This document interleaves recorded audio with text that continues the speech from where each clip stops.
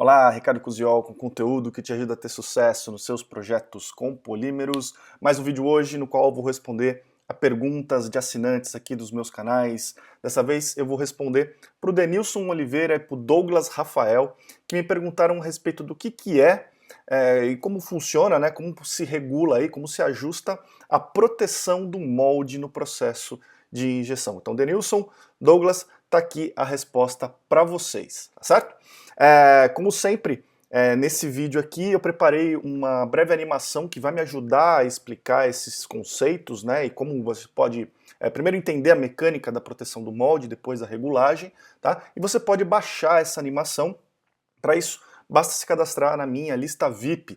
Clica no link que está na descrição desse vídeo, deixa seu e-mail na página que vai se abrir, e nesse endereço você vai receber uma mensagem minha.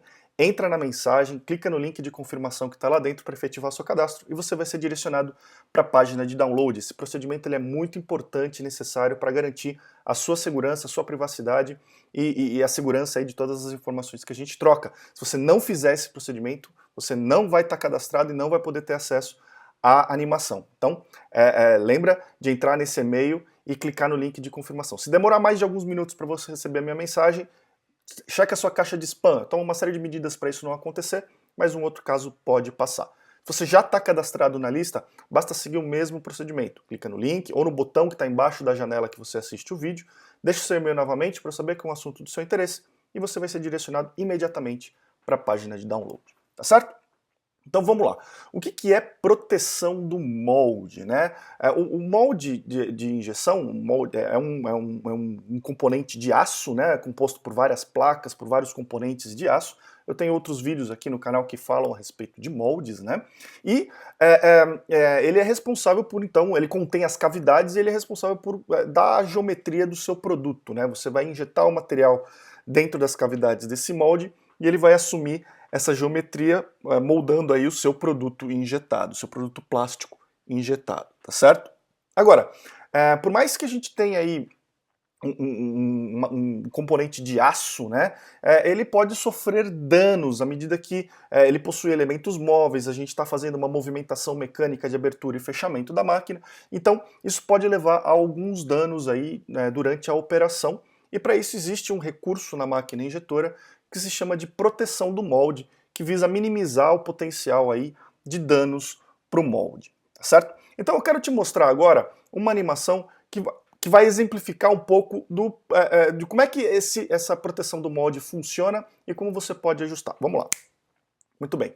Você está vendo aqui na tela, então, um esquema da unidade de fechamento da máquina, tá? Você tem aí, então, as placas da máquina, né, aqui no cinza mais escuro, você tem aqui o sistema de extração também ligado no molde, né, você tem o seu molde de injeção aqui, né, então você tem, ele está em corte aqui, você consegue enxergar todas as placas do molde, as colunas e buchas guia, né, que fazem o alinhamento das duas metades do molde, você tem aqui o sistema de extração do molde, né, aqui a cavidade já preenchida por material, né, então você percebe que o processo de injeção, a injeção do material na cavidade já aconteceu aqui, né? A máquina está aguardando agora resfriamento, esse material está trocando calor com o molde, para que então a gente possa abrir um molde e extrair essa peça aí de dentro para que ela possa ser utilizada. E o interessante aqui, você nota que a máquina ela monitora o tempo todo a posição da placa móvel, né? Essa placa aqui ela é uma placa que se movimenta na máquina, então a máquina, o tempo todo, ela está monitorando a posição dessa placa. Existem máquinas que tem um zero móvel aqui, né? Então, a hora que a máquina está fechada, travada aqui, né, na altura do molde que você está usando nesse momento, né, ela considera o zero. Tem outras máquinas que ela tem um zero específico aqui e o travamento ocorre numa determinada posição. Mas por uma questão didática aqui, para você entender, eu vou considerar que com o molde fechado, travado, a gente está na posição zero, tá? O importante, independente da posição que seja, é que é uma posição específica. A máquina sabe qual é a posição dessa máquina em milímetros aí, né? Dentro do seu sistema, a máquina sabe exatamente qual que é a posição da máquina. Isso é importante por quê? Porque o próximo passo agora, depois que a peça está sólida dentro do molde, é abrir a máquina. Então a máquina vai se abrir, você percebe, em uma alta velocidade a máquina se abre, e ela vai se abrir até uma determinada posição, tá? Então você vai dizer para a máquina, olha, eu quero que você regula lá na máquina, curso de abertura, né? Então a máquina vai se abrir até, digamos aqui, por exemplo, 39 milímetros, né? Aqui no caso pode ser 39 milímetros ou simplesmente uma posição aleatória, mas o importante aqui você vai estabelecer qual que é a posição que você quer que a máquina se abra. E como é que você determina essa abertura aqui, né? Aqui até eu fiz uma abertura bastante exagerada para a gente poder enxergar, é didático nisso, né?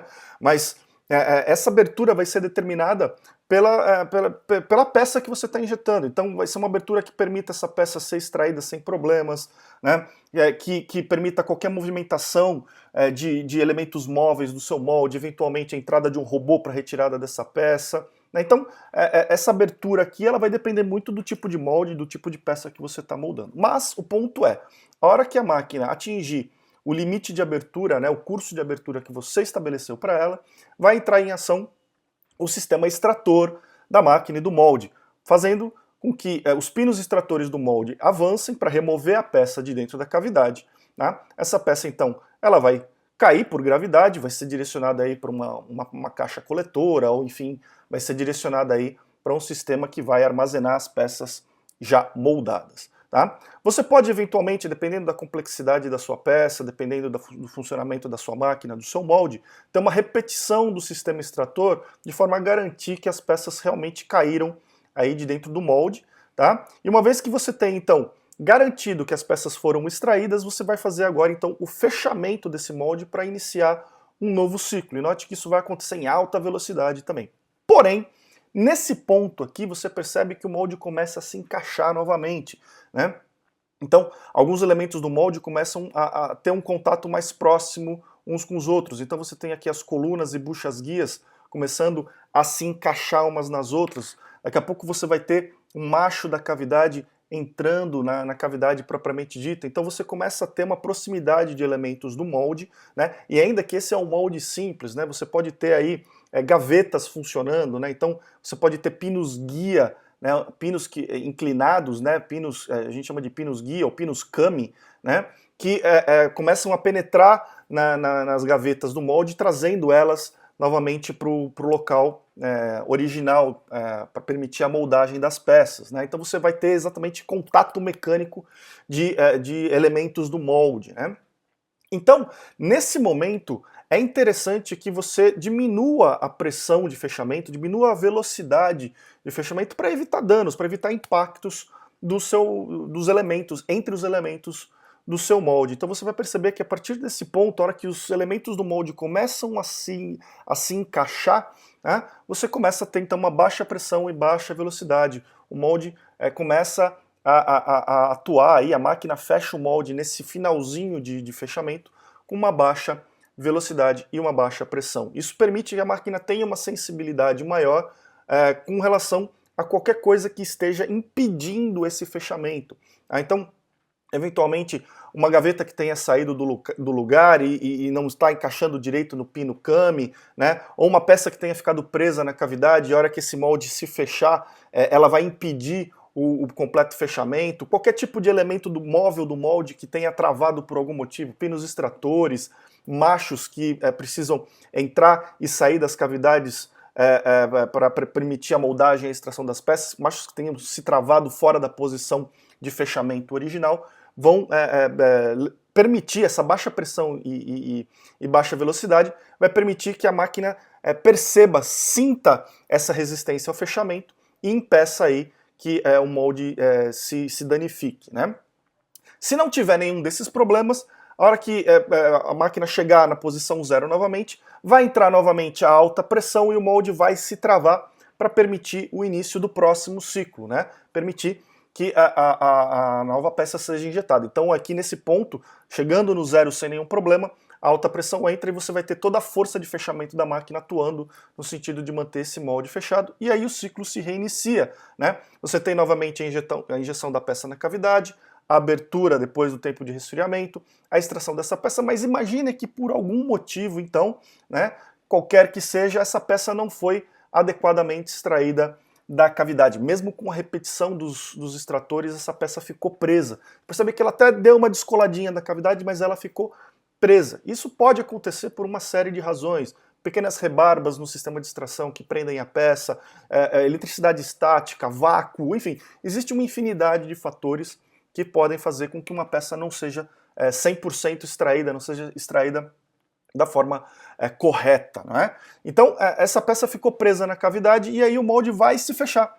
E aí você percebe, então, no ponto onde o molde começa a se encaixar novamente, a peça também começa a penetrar na cavidade. E a partir desse momento, se você fechar esse molde e tiver a alta pressão e a força de fechamento atuando, né, nesse molde, essa peça plástica, né, que está aí dentro da cavidade, ela vai ter uma interferência com as partes metálicas do molde e pode inclusive levar a dano, amassamento das cavidades, quebra de machos da cavidade, quebra de pinos extratores, quebra de colunas da máquina, dependendo de onde essa peça fica presa, né? Então, nesse ponto, a gente considera que é o início da proteção do molde, onde você vai começar a entrar com baixa pressão e baixa velocidade, né? Você vai dizer qual que é a posição da placa de fechamento, né? da placa móvel da máquina, em que vai ser iniciada o uso da baixa pressão. Esse é o primeiro ponto de regulagem, de ajuste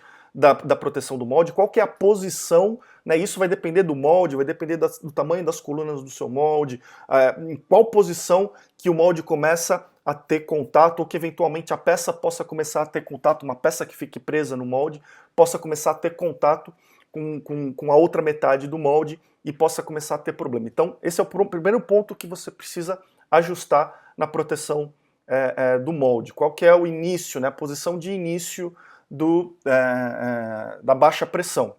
E aí, então, o molde vai começar a se fechar com baixa pressão, baixa velocidade, né, e aí ele vai perceber, a máquina vai perceber, é muito mais fácil com baixa pressão e baixa velocidade, a máquina perceber que existe uma resistência a continuar com esse fechamento. Se a máquina tivesse com alta pressão, ela esmaga tudo e arrebenta com tudo que está na frente sem nem perceber o que aconteceu. Alta pressão e alta velocidade, a máquina não consegue nem ter a sensibilidade, né? A peça plástica ela vai ser amassada e não vai nem perceber. Agora, com baixa pressão e baixa velocidade, se tiver alguma coisa ali no meio, a máquina percebe.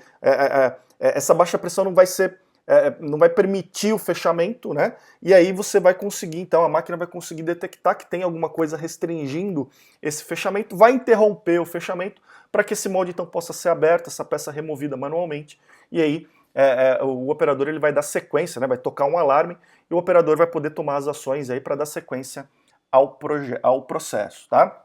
E aqui eu dei o exemplo de uma peça que se travou no molde, mas pode ser uma peça que tenha se travado na cavidade, nas colunas da máquina, nos extratores, né, em outros elementos móveis, as gavetas que podem ter se desalinhado por algum motivo durante a fase de abertura e na fase de fechamento elas não se encaixam normalmente, machos que não tenham voltado para a posição original, pinos extratores que tenham se travado na posição avançada, enfim, qualquer coisa do molde que não esteja na posição original, que não esteja na posição correta para permitir o fechamento sem danos do molde, vai acionar aqui um alarme de fechamento. Então, o primeiro ponto que você ajusta é a posição de início da baixa pressão e baixa velocidade. E a segunda coisa que você ajusta é exatamente a pressão de fechamento de proteção, aqui a gente chama de pressão de proteção do molde, né?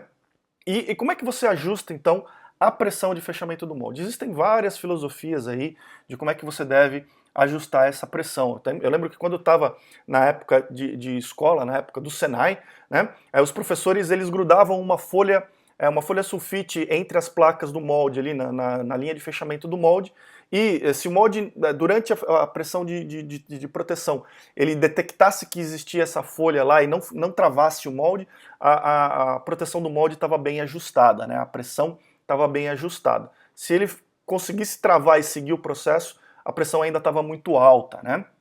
Mas enfim, existem várias filosofias.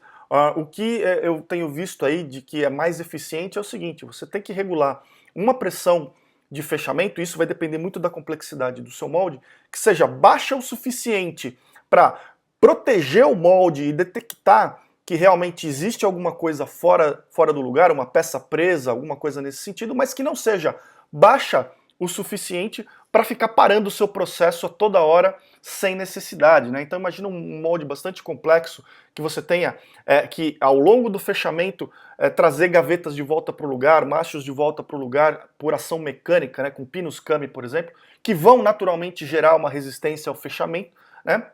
A pressão de proteção do molde não pode ser tão baixa a ponto de detectar essa interferência aí no fechamento e causar uma interrupção do processo sem necessidade. Tá? Então você vai ter que aí brincar com a posição de início da proteção, com a pressão de proteção do molde, de forma a você ter aí o molde então protegido, mas que não te gere aí os falsos positivos, né, que vão acabar parando o seu processo sem necessidade a todo momento, tá certo? Então, essa é uma visão de como funciona a proteção do molde, como você pode regular a proteção do molde. Lembrando que você precisa ajustar a posição de início e a pressão de proteção desse molde para que ele possa então se fechar aí com baixa pressão, baixa velocidade e impedir aí danos a qualquer elementos do seu molde. Tanto as cavidades, quanto pinos, quanto gavetas, quanto machos móveis pinos extratores, né, que eventualmente